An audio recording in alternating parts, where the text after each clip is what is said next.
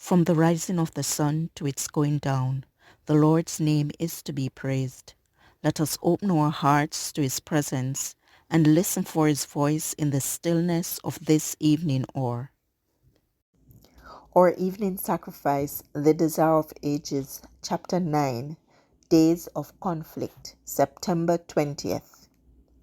O safe to the rock that is higher than high, my soul in its conflicts and sorrows would fly. So sinful, so weary, thine would I be. The blessed rock of ages, I'm hiding in thee, hiding in thee, hiding in thee. The blessed rock of ages, I'm hiding in thee.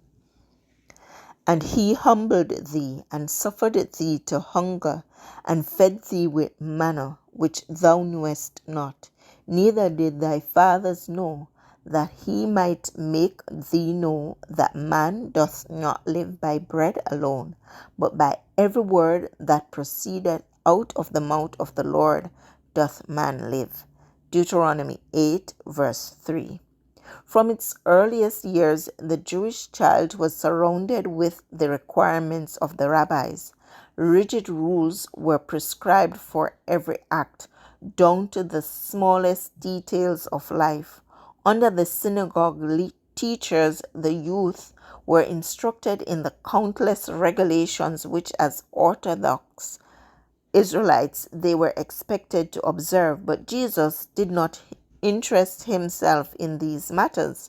From childhood, he acted independently of the rabbinical laws. The scriptures of the Old Testament were his constant study, and the words, "Thus saith the Lord," were ever upon his lips. As the condition of the people began to open to his mind, he saw that the requirements of society and the requirements of God were in constant collision. Men were departing from the word of God and exalting theories of their own invention. They were observing traditional rites that possessed no virtue. Their service was a mere round of ceremonies. The sacred truths it was designed to teach were hidden from the worshippers. He saw that in their faithless services they found no peace. They did not know the freedom of spirit that would come to them by serving God in truth. Jesus had come to teach the meaning of the worship of God, and he could not sanction the mingling of human requirements with the divine precepts. He did not attack the precepts or practices of the learned teachers, but when reproved for his own simple habits, he presented the word of God in justification of his conduct. In every gentle and submissive way, Jesus tried to please those with whom he came in contact. Because he was so gentle and unobtrusive, the scribes and elders supposed that he would be easily influenced by their teaching. They urged him to receive the maxims and traditions that had been handed down from the ancient rabbis, but he asked for their authority in Holy Writ. He would not hear every word that proceeds from the mouth of God, but he could not obey the inventions of men. Jesus seemed to know the scriptures from beginning to end. He would hear every word that proceeds from the mouth of God, but he could not obey the inventions of men.